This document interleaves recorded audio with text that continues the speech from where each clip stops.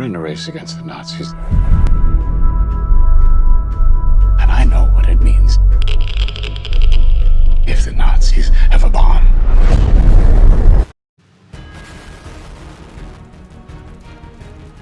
July 16th, 1945. A day that reminds us of the world's most dangerous weapon. A weapon that not only destroyed millions of lives, but the creator itself. You've guessed it right. We are talking about the world's first and most dangerous nuclear weapon, the atomic bomb. Oppenheimer worked day and night to help America create the atomic bomb. He was eagerly waiting for the day when he could finally see the power his creation holds. But when he saw the successful detonation of the nuclear weapon with his own eyes, he knew he made something that would haunt him until death. I remembered the line from the Hindu scripture, the Bhagavad Gita, "Now I am become death, the destroyer of worlds." Born on 22nd of April 1904, Oppenheimer was a born genius. At an age when the kids were playing with their toys, Oppenheimer was giving lectures at the Mineralogical Club. Growing up, he was never interested in friends, social interaction, and politics, until one day when Hitler invaded Poland, marking the beginning of World War II, and Albert Einstein wrote a letter to American President Franklin D. Roosevelt. Einstein suggested that America should make nuclear weapons before Hitler, because if Hitler became successful, America and the world would go through something worse. Just like Einstein, Oppenheimer also agreed that America should start working on nuclear weapons. Well, Oppenheimer could not do this alone. A secret research team of more than 130,000 people was formed, and Oppenheimer was chosen to lead the project. This top-secret project was named the Manhattan Project. But it was not easy for America to compete with this secret project. To make sure no one leaks any information about the project, everyone in the team was chosen after a detailed inspection. No one was allowed to share anything with anyone outside the team, not even their families. In fact, every single person in the team was given a fake name, so they did not even know who they were working with. No worker could enter or exit without a pass. If someone had to send or receive a letter, they would use P.O. Box 1663, New Mexico as an address. And even in the official letters, the city was kept a secret. Now that everything was settled down, they needed to find a place to build the atomic bomb. After thinking long and hard, Oppenheimer chose Los Alamos, New Mexico. Why? Well, this place had a moderate climate, water supply, and a nearby labor force, making it an ideal place to work on the bomb. Plus, the beautiful mountains and plateaus in Los Alamos were also very dear to Oppenheimer, so he thought it would be the perfect place to carry out their important work. The government was really serious about this project, and they gave Oppenheimer and his team a lot of money. It started with a small budget of $6,000, but as time went on, that number grew and grew until it reached a gigantic $2 billion by 1945. That's a whole lot of money. The goal of the Manhattan Project was to find how they can use uranium to create nuclear weapons. Well, a regular uranium atom has 92 protons and 146 neutrons, giving it a total weight of 238. But here's the interesting part. If uranium undergoes a specific process, an isotope of uranium is separated that has 92 protons, just like the regular kind, but only 143 neutrons. This special uranium is called U-235, and it is super unstable, which means it can be easily split. When U-235 gets hit by a tiny neutron, it becomes even more unstable and turns into U-236. And guess what happens then? It splits into two smaller atoms, krypton and barium, releasing not just energy but also 3 more neutrons. These speedy neutrons go on to hit other U-235 atoms, causing a chain reaction. It was really difficult to extract U-235 from U-238. That's where Oppenheimer's experience and knowledge came in.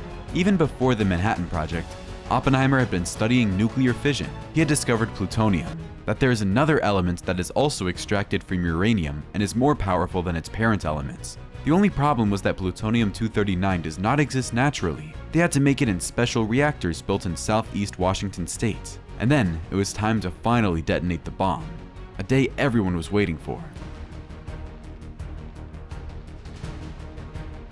On July 16, 1945, at 5:30 a.m., the atomic bomb exploded. This bomb was different from anything the world had ever seen before.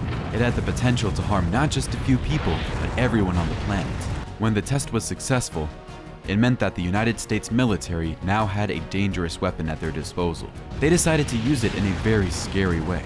Just a month later, in August 1945, they dropped 2 atomic bombs on Japan. A short time ago, an American airplane dropped 1 bomb on Hiroshima and destroyed its usefulness to the enemy. That bomb has more power than 20,000 tons of TNT. The first bomb fell on Hiroshima on August 6. It caused unimaginable destruction. 140,000 people lost their lives in an instant. Many were completely wiped away as if they had vanished into thin air. It was a terrible tragedy. The survivors faced even more suffering because of radiation sickness. Only 3 days after the first bomb, another one was dropped on Nagasaki, killing 74,000 people. The effects were devastating, and many families were torn apart by these terrible bombs. After seeing the horrifying results of the bombings, Japan surrendered just 6 days later, bringing an end to World War II. Oppenheimer was shocked to see the destruction he had caused. He believed that the bomb showed how horrible and evil war could be.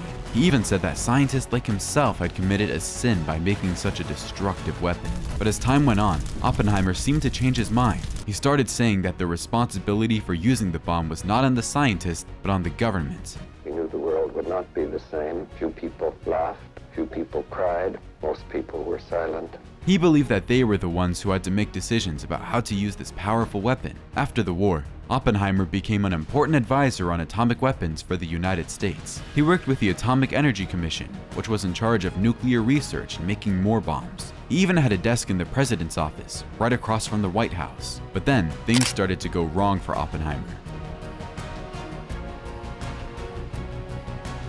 During 1930 to 1940, Oppenheimer had spent a lot of time with his girlfriend, Jean Tatlock, and her left-wing friends. This all started when he fell in love with a woman named Jean Tatlock.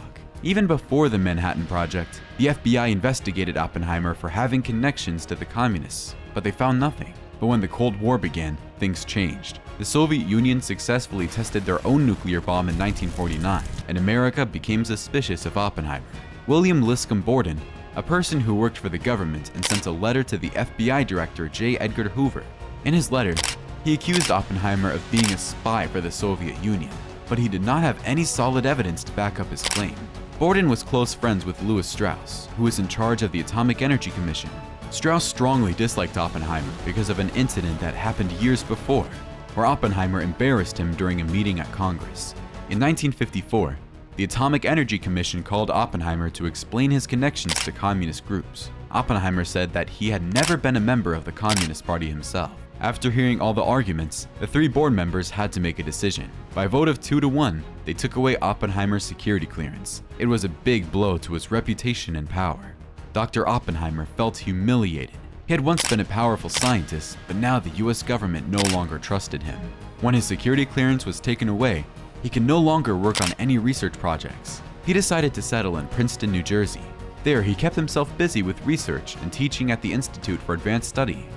But then, something unexpected happened. The President of the United States, John F. Kennedy, invited him to the White House for dinner in honor of the people who had won the Nobel Prize. Even though Oppenheimer himself had not won one, he was still invited because he was so respected in the scientific community. Later, Oppenheimer was diagnosed with throat cancer. He had been a heavy smoker all his life. On February 18, 1967, at the age of 62 years, Oppenheimer passed away at his home in Princeton. After his death, Oppenheimer's wife wanted to honor his memory in a special way. She took his ashes to a beautiful island called St. John in the US Virgin Islands. She scattered his ashes in the sea outside their home, and that spot is now known as Oppenheimer Beach. Anyone who saw Oppenheimer in his last years said that he was damaged and quiet. People often compared him to an empty shell. Oppenheimer is gone, but today, humankind is threatened. We guess that's what Oppenheimer predicted when he said, "Now I am become death, the destroyer of worlds." That was all for today. Oppenheimer did create something destructive, but he never knew that his creation would harm so many lives. He wanted to help mankind, but destiny had other plans. What are your thoughts on it? Let us know in the comments below. Until next time, stay happy and keep contributing to the welfare of mankind.